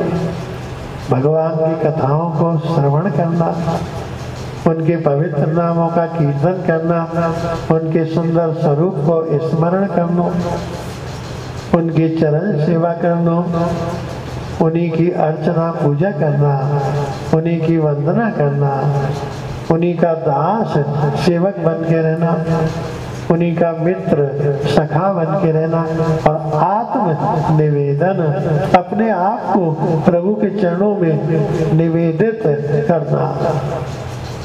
जो 9 प्रकार की भक्ति बताई, हिरण्यकश्यप आग बबूला हो गया। ये कहाँ से? जातो यम कंटक द्रुमो देते हैं चंदन बने। हमारे चंदन के बगीचा में ये बबूल का पेड़, कांटे का पेड़ कहाँ से पैदा हो गया? एकदम उल्टा कह रहा था। खुद कांटा था और प्रहलाद चंदन थे, लेकिन उसको लग रहा था हम चंदन के बगीचा में हैं और ये कांटा पैदा हो गया। ले जाओ इसको, ऊंचे पहाड़ से गिराओ। दूत ले गए, ऊंचे पहाड़ से प्रहलाद को फेंक दिया, लेकिन झील में पानी भरा है। भगवान ने अपनी गोदी फैलाए के अपने दुपट्टा में ले लियो। बेटा तुम चिंता मत करना, मैं हर जगह तुम्हारी रक्षा करूंगा। श्री बांके बिहारी नंदलाल मेरो है, गोविंद मेरो है, गोपाल मेरो है। प्रहलाद का कीर्तन चलता है। ले जाओ इस मेरे दुश्मन को, हाथियों से कुचलवा दो। हाथी को मदरा पान कराया। पागल हाथी झपट के पड़े प्रहलाद के ऊपर, और जो मारवे को आगे आए, प्रहलाद ने कीर्तन आरंभ किया। जो कीर्तन करने लगे, इन हाथियों का चित्त भी बदल गया। जो मारने आए थे, आगे के हाथ ऊपर उठाए और सूंड ऊपर करके अब तो प्रहलाद जी भी नाचे और हाथी भी नाच लगे। श्री बांके बिहारी नंदलाल मेरो है, बांके बिहारी बिहारी नंदलाल मेरो है। अरे क्या हुआ इन हाथियों को? ये हाथी भी बदल गए।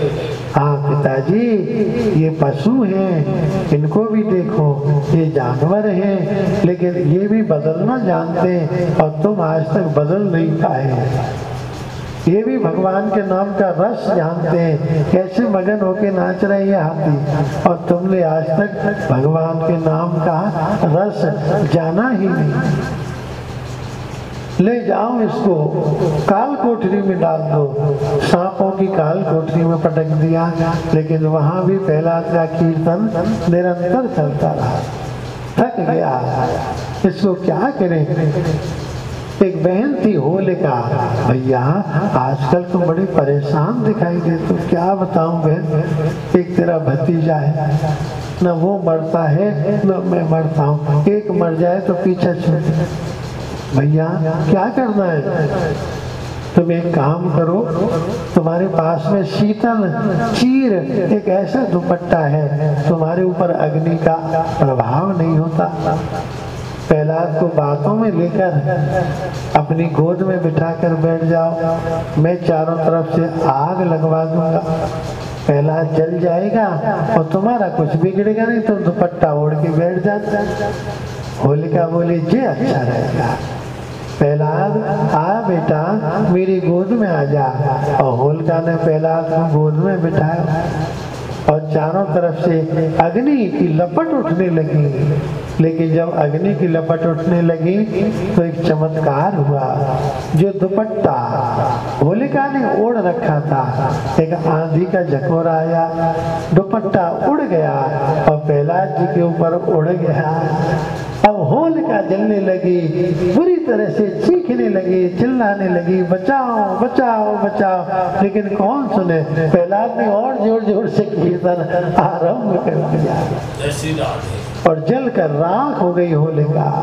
हिरण्यकश्यप आया देखने, जो देखा होलिका जल कर राख हो गई और प्रहलाद कीर्तन कर रहे, श्री बांके बिहारी नंदलाल मेरो है। तू कीर्तन कर रहा है, तेरी बुआ जी कहाँ चली गई? पिताजी बुआ जी तो ऊपर चली गई। ऊपर कहाँ? छत पर बैठी है ना, और ज्यादा ऊपर चली गई। कहाँ चली गई? भगवान के पास चली गई। अच्छा, कुछ कहकर गई थी क्या? हाँ जी कह रही थी कि भैया को भी जल्दी भेज देना, बिना भैया के मेरा मन नहीं लगेगा।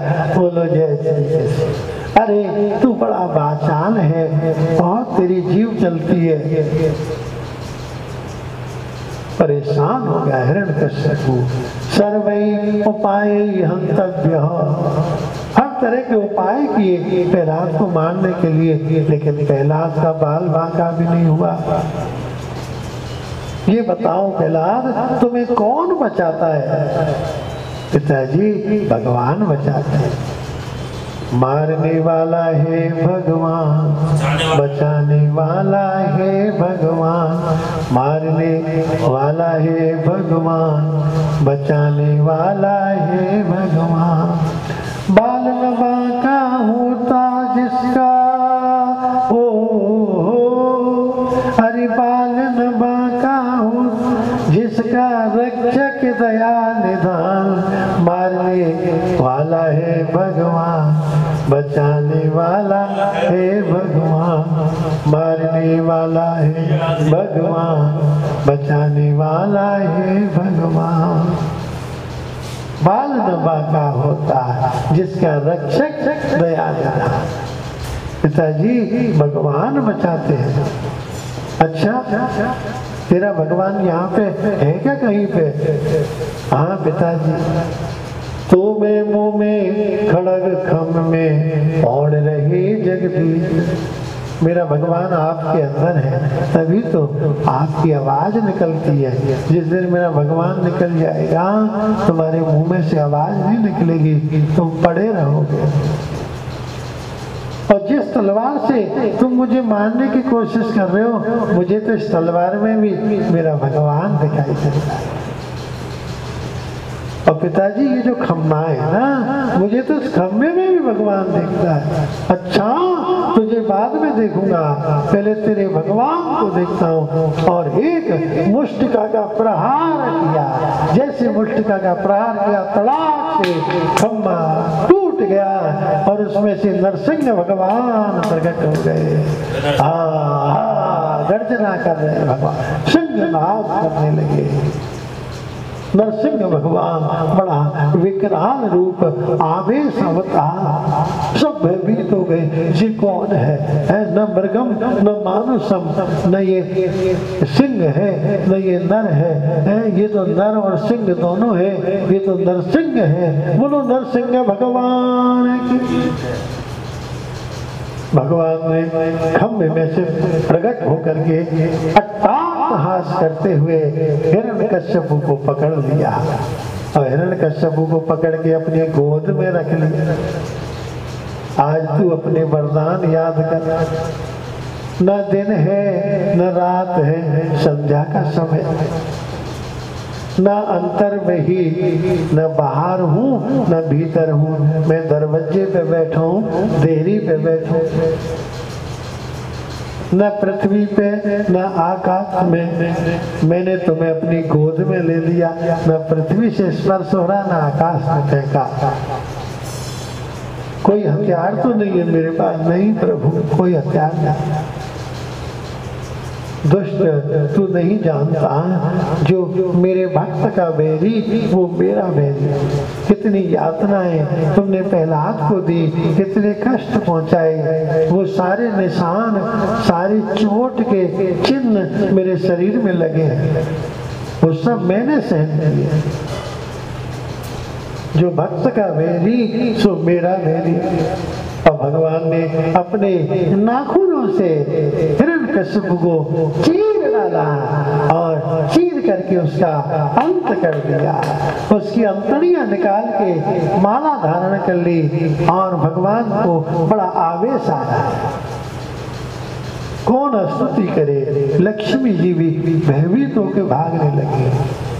तब प्रहलाद हाथ जोड़ के आया, मुझे क्षमा करो भगवान, मेरे लिए आपको कितना परिश्रम करना पड़ा। भगवान बोले प्रहलाद तुम मुझे क्षमा करो। क्या मैं आपको क्षमा करूं? मैंने तुम्हारे पिता को मारा है। अरे भगवान, आपने मेरे पिता को मारा नहीं है, आपने तो भव सागर से तारा है।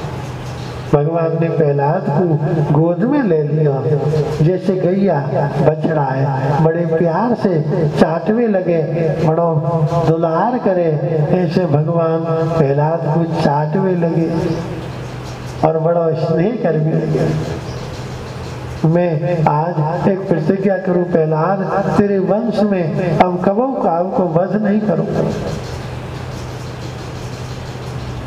मुझे क्षमा करो प्रहलाद, मेरे आने में विलंब तो नहीं हो गया। अरे भगवान, आपने कैसी कृपा करी है, मेरे पिता को उद्धार कर दियो। मैं धन्य है को भगवान, धन्य है। प्रहलाद तुम कोई वरदान, कोई कामना तुम्हारी? प्रहलाद जी ने हाथ जोड़े, भगवान जब तक आपके दर्शन नहीं हुए तब तक ये संसार बड़ो अच्छा लगता हो। आज तो मुझे आपके दर्शन है नहीं, बस आपके चरणन में स्थान बनो रहे, आपकी भक्ति कभी छूटे नहीं, आपको नाम कीर्तन कभी छूटे नहीं। मैं जय मांगू और कछु नहीं चाहिए।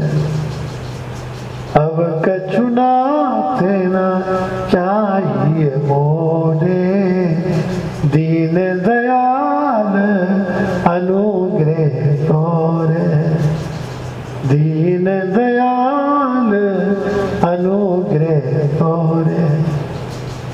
भगवान ने प्रहलाद को आशीर्वाद दिया, देख बेटा तुम्हारा पिता विमान में बैठकर मेरे धाम जा रहा है। हिरण्यकश्यप का वो असुर देह छूट गया, क्योंकि भगवान की कृपा हुई, भगवान को स्पर्श हुआ, एक दिव्य रूप धारी बन गए। क्योंकि ये कौन थे? जय और विजय भगवान के पार्षद ही तो थे। सनकादिकन के साथ के कारण ये असुर योनि में आए गए, ये प्रभु के सेवक ही थे। एक बार सनक सनंदन सनातन सनत कुमार वैकुंठ में भगवान के दर्शन करने गए। भगवान के दो द्वारपाल थे, जय और विजय। उन्होंने इनको रोक दिया। सनकादिक करने गई, भैया क्यों धक्का दे रहे हो, क्यों हमें भगा रहे हो? हम बड़ी श्रद्धा लेके आए भगवान के दर्शन के लिए। नहीं, बाहर निकलो, तुम्हें दर्शन नहीं होंगे। भैया धक्के तो इस संसार में बहुत पड़ते हैं, कम से कम यहाँ तो धक्का नहीं पड़ना चाहिए, ये तो प्रभु का दरबार है। नहीं, तुम्हें दर्शन नहीं होंगे। उन्होंने अपनी साथ दे दिया, भगवान के दर्शन में तुम बाधक बन रहे हो। असुर मति असुर बुद्धि, जाओ तुम दोनों असुर योनि को प्राप्त हो जाओ।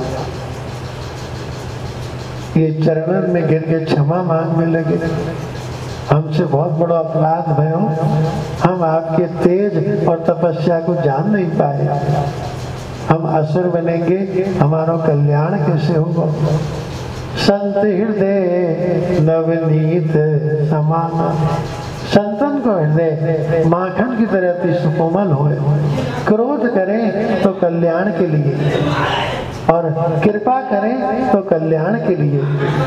आज मान लो क्रोध भी किए है तो कल्याण के लिए। खुद भगवान अवतार लेके आएंगे तुम्हारे उद्धार के लिए। 12 अवतार लेके आए तो हिरण्याक्ष को उद्धार किया, और नरसिंह अवतार लेके आए तो हिरण्यकश्यप को उद्धार किया। हिरण्यकश्यप विमान में बैठ के भगवान के धाम जा रहे हैं, और कैलाश से कह रहे बेटा अपने जीवन में सबको त्याग देना, और भगवान को कभी मत त्यागना। कैसे दयालु है, कैसे कृपालु है। मैंने जीवन भर इनसे बैर कियो, मैंने जीवन भर इनको गालियां दी, और फिर भी इनने मुँह को अपनी गोद में उठाए के कैसा प्यार कियो है। जमीन पे पटक पटक के नहीं मारो, अपनी गोद में लेके जैसे कोई बच्चा से प्रेम करे, ऐसे मेरो कल्याण कियो है। दलनम मधुरम मधुराधिपते अखिलम मधुरम, इनको मारो भी कैसी कृपा है, कैसा स्नेह है। या में भी कैसे आनंद की अनुभूति है। गोद में लेके बच्चा की तरह खिलाए खिलाए के इनने मेरा उद्धार किया है। अपने जीवन में सबको त्याग देना, और भगवान को कभी त्यागना नहीं। ठाकुर जी को नाम, ठाकुर जी की भक्ति जीवन में हमेशा संभाल के रखियो। कितनों के भगवत धाम को प्राप्त भयो। बोलो भक्त वत्सल भगवान की, नरसिंह भगवान की। अद्भुत लीला, अद्भुत चरित्र है। कहाँ तक भगवान की लीलाओं को कोई वर्णन करे। ठाकुर जी को नाम ले वाला तो कोई भी हो, कोई जीव जंतु पशु पक्षी भी भगवान को नाम ले, भगवान तो वह के लिए भी दौड़ के आ गया। एक गजराज एक बार आसीत गिरवरो राजन त्रिकूटो इति विस्तृतो क्षीरोदेनावृत श्रीमान योजना युतमुश्रिता। एक त्रिकूट नाम के पर्वत पे एक जलाशय में स्नान करवे आयो। अपने परिवार के संग में जल क्रीड़ा करवे लगो। अतनिया उसके बच्चे वायु समय का मगरमच्छ ने वहाँ को पाँव पकड़ लियो। पहले तो गजराज ने अपनो बल लगायो पाम छुड़ावे के लिए। जब अपनो बल नहीं चलो तो अपने परिवार की ओर देखने लगो। ये परिवार वाले मेरी सहायता करेंगे, लेकिन परिवार वाले ने खूब ताकत लगाई खींचवे की, और हाथी डूब तो ही जा रहा हो तो सब छोड़ छोड़ के दूर खड़े हैं गए। ये तो मरेगा, ये तो डूबेगा, हम क्यों मरे इसके साथ। तब हाथी की आंख खुली। आज तक मैं समझता था कि जिनके काम मैं आता हूँ कभी जरूरत पड़ेगी तो वो मेरे काम आएंगे, लेकिन आज पता लगा ये दुनिया काम आने वाली नहीं है, ये तो काम लेने वाली है। नमो नमस्ते अखिल कारणाय निष्कारणाय अद्भुत कारणाय सर्वागमाम्नाय महानवाय नमोपवर्गाय परायणाय। हे संपूर्ण जगत के स्वामी, पशु की योनि अहंकार से भरो मेरो देह, कीचड़ से सनो है शरीर, मैं कैसे आपकी भक्ति करूं, कैसे आपकी आराधना करूं। आज संकट में फंस गया तो तुम्हें याद कर रहा हूँ, तो मैं तो एक स्वार्थी हूँ, मैं भक्त नहीं हूँ। लेकिन भगवान आपका नाम एक जगदीश है। जगदीश का मतलब सबरे जगत को स्वामी। आप केवल भक्तन के वैष्णवन के स्वामी नहीं हो, मेरे जैसे अहंकारी पतित दुष्ट कुटिल जो संसार में रहते, आप तो उन पे कृपा करने वाले हो, आप तो उन्हों के स्वामी हो। जगदीश सबरे जगत में तो मेरे जैसे क्रूर कुटिल अधमों आमे। आज आप अपने जगदीश नाम को सार्थक करो, मेरे ऊपर कृपा करो भगवान, मुझे यह संकट से छुड़ाओ। भागवत जी के 8वें स्कंद में गजेंद्र मोक्ष ऐसी स्तुति है, या अध्याय को कोई पाठ करे, कैसो भी संकट में फंसो हुए, कैसी भी विपत्ति में फंसो हुए, भगवान स्वयं उसकी रक्षा करते हैं, उसे संकट से उबार लेते हैं। मैं कहाँ अर्पण करूं, मेरे पास तो कोई साधन भी ना है। एक कमल को पुष्प लेके सूंड से भगवान को अर्पण किया। भगवान तुम्हारे चरणों में एक फूल चढ़ाने आया हूँ, भगवान तुम्हारे चरणों में एक फूल चढ़ाने आया हूँ। है पूजा की कोई वस्तु नहीं, फिर भी पूजा स्वीकार करो। रो रो कर आज आंसुओं की 2 बूंद चढ़ाने आया हूँ, रो रो कर आज आंसुओं की 2 बूंद चढ़ाने आया हूँ। भगवान तुम्हारे चरणों में एक फूल चढ़ाने आया हूँ।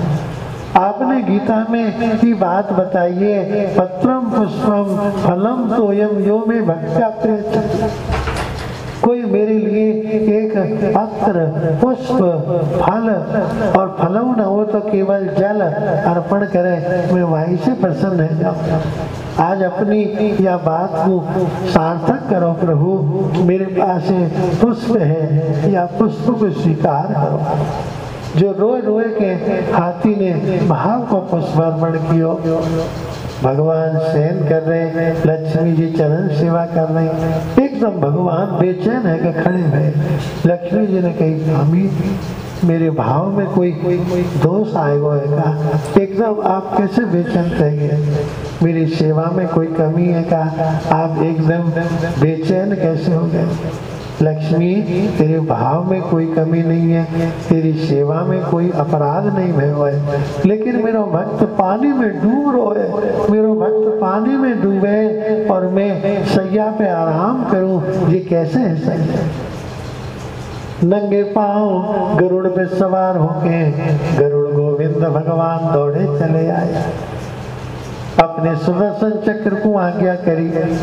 सुदर्शन चक्र में मगरमच्छ को मस्तक काटा और प्रभु ने आगे बढ़ के हाथी को सूंड पकड़ के खींच लियो और अपने अंक में भर लियो। हाथी के नेत्र में आंसू आ गए, धन्य मेरे प्रभु। कीच मट्टी से सनो भयो मेरा देह, जैसे मैया अपने बालक को गोद में ले ले, चाहे कैसो भी धूल मट्टी में खेल रहे, लेकिन बालक मैया बड़ा प्यारा लगे, ऐसे ही आपने मुंह को अपने अंक में भर लियो। आज मेरा पशु जीवन धन्य कर दियो प्रभु। जो प्रभु को प्रणाम करे, थोड़ी देर में न तो हाथी हाथी रहो न मगरमच्छ, दोनों उनकी जीव योनि पशु योनि से मुक्त है गए और उनकी मुक्ति हुई। ये कौन था? मगरमच्छ। ये हुहु नाम का गंधर्व था। एक बार मानसरोवर में देवल नाम के ऋषि तर्पण कर रहे, संध्या कर रहे कि पानी में भीतर भीतर आए हो और यानी महात्मा जी को पांव पकड़ के खींचो। महात्मा जी एकदम घबराएंगे कि कौन है? कछुआ मगरमच्छ को आयो, कौन ने मेरा पांव पकड़ो? यानी हाथ जोड़े, महाराज मैंने आपके चरण स्पर्श करे। अरे भैया चरण छीने तो सामने से आए के छीतो, तेरे तो ऐसा पांव खींचो है कि कछुआ है कि मगरमच्छ मेरा ध्यान भंग कर दी, मेरी संध्या और तर्पण सब में विघ्न पैदा कर दियो। तेरे मगरमच्छ की तरह मेरा पांव पकड़ के खींचो है, जा तू मगरमच्छ बनेगा, मकर योनि को प्राप्त होगा। ये हाथी कौन था? इंद्रद्युम्न नाम का एक राजा था। एक बार अगस्त ऋषि के दरबार में आए, महात्मा जी को आतो भयो देखो, पर अपने राज अहंकार में यानी उठ के न प्रणाम कियो न अभिवादन कियो। महात्मा जी को बहुत बुरा लगो। राजा तो विनम्र होना चाहिए, संत ब्राह्मणों का आदर करने वाला। तुम्हें कितना अहंकार है, तुम हाथी की तरह अहंकार करके बैठे हो। कोई द्वार पे आवे वहां को अभिवादन करना भी भूल गए। जाओ तुम स्तब्ध मती गज योनि को प्राप्त हो जाओ। ये दोनों चरणन में गिर के अपने अपराध के लिए क्षमा मांगने लगे। हमारा उद्धार कैसे होगा? महात्मा जी ने आशीर्वाद दिया, मगरमच्छ तो बनोगे, लेकिन एक बार आज तुमने मेरो पांव पकड़ो है, तुम्हें एक को पांव और पकड़ना पड़ेगा। एक गजराज आवे को सरोवर में स्नान करने, वो पहले जन्म को भक्त वैष्णव होगा, तुम वाके चरण और पकड़ लीजो, जाको कल्याण काऊ प्रकार से नहीं हुए। अगर वो भक्तन के चरण पकड़ ले तो वाको कल्याण है जाए। तो तुम वाके पावन ने पकड़ लीजो, चरण पकड़ लीजो, तुम्हारा यही से कल्याण होगा। भगवान के चरण पकड़वे से तो सबको कल्याण हुए, लेकिन अगर भगवान के भक्त वैष्णवन के चरण को आश्रय ले लिया जाए तो जीव को कल्याण है। कि गजराज अपने कल्याण को मारे कुछ भी लगो, मेरो कल्याण कैसे होगा?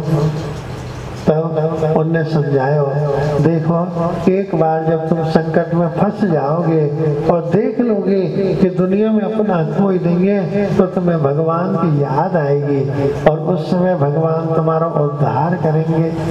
गजेंद्र मोक्ष है। आज वही शुभ घड़ी आई, मगरमच्छ का भी कल्याण हुआ, ग्रह का और गज का भी उद्धार हुआ। भगवान ने, श्री हरि ने कृपा करी, दोनों को उद्धार किया। जो गजेंद्र मोक्ष की पावन कथा को श्रवण करता है, बड़े से बड़े संकट से भी उसकी रक्षा होती है। श्री हरि भगवान उसे बड़े से बड़े महान कष्टों से उबार लेते हैं, उसका उद्धार करते हैं। असाध्य रोग और कैसी भी विपत्ति है, सबसे रक्षा होती है गजेंद्र स्तुति करने से, गजेंद्र मोक्ष को पावन प्रसंग सुनने से। ये भागवत की कथा सबके कष्टों को दूर करने वाली है। श्री राधा गोविंद सेवा संस्थान द्वारा हमारे अनेक भक्त वैष्णवन के श्रद्धा सहयोग से हमारे श्री सुनील ब्रजवासी जी, जो जतिपुरा में बहुत ही हमेशा वैष्णवों की सेवा में तत्पर रहते हैं, कोई भी समाज सेवा का काम होता है, अग्रणी रहते हैं। आपके पूर्वज, आपके माता पिता परम भगवदीय वैष्णव जन हते, उन्हीं को जी आशीर्वाद है।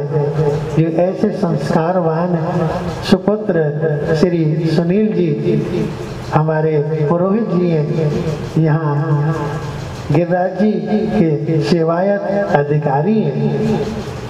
आपको बहुत बड़ा सहयोग या भागवत संकल्प में भी है, और हमेशा गिरिराज दर्शन अतिथि भवन के संरक्षक बन के समय समय पे याकू हमेशा संभालें और अच्छा विकास कैसे हुए हर तरह से पूरा ध्यान रखते हैं।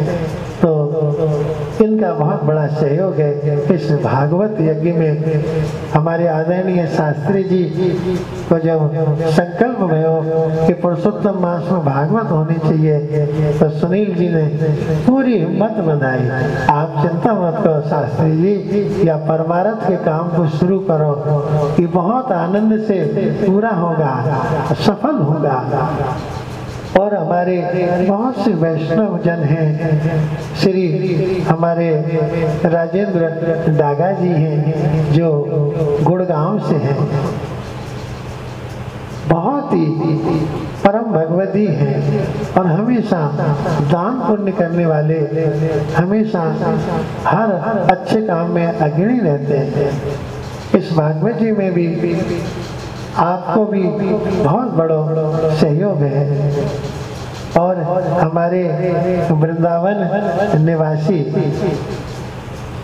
हमारे वृंदावन निवासी श्री आशीष जी, जो हमेशा शास्त्री जी के सहयोगी बन के हमेशा श्री राधा गोविंद सेवा संस्थान के सहयोगी बन के इसको बल प्रदान करते हैं, सारी व्यवस्थाओं को सुनियोजित ढंग से आगे बढ़ाते हैं।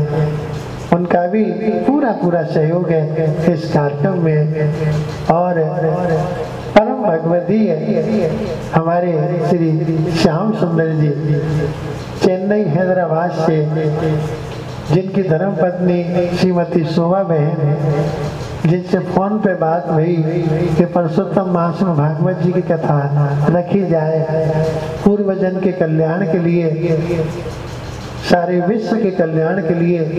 आज कोरोना काल में चारों ओर हाहाकार मचा हुआ है, हर जीव घबराया हुआ है, पता नहीं क्या होगा, कैसे जान बचेगी, क्या होगा।